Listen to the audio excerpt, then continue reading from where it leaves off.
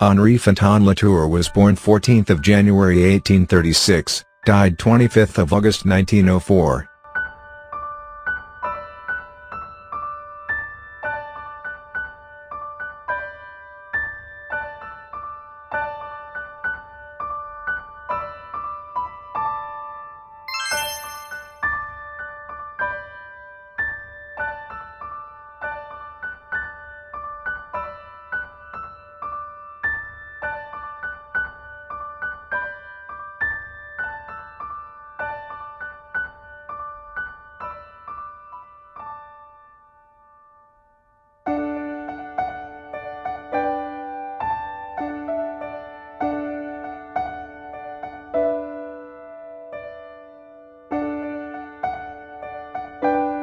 He was a French painter and lithographer best known for his flower paintings and group portraits of Parisian artists and writers. As a youth, he received drawing lessons from his father, who was an artist. In 1850 he entered the Ecole de Dessin, where he studied with Lecoq de Boisbaudran. After studying at the École des Beaux-Arts in Paris from 1854, he devoted much time to copying the works of the old masters in the Musée du Louvre. Although Fantin Latour befriended several of the young artists who would later be associated with Impressionism, including Whistler and Manet, Fantin's own work remained conservative in style. Whistler brought attention to Fantin in England, where his still lifes sold so well that they were practically unknown in France during his lifetime.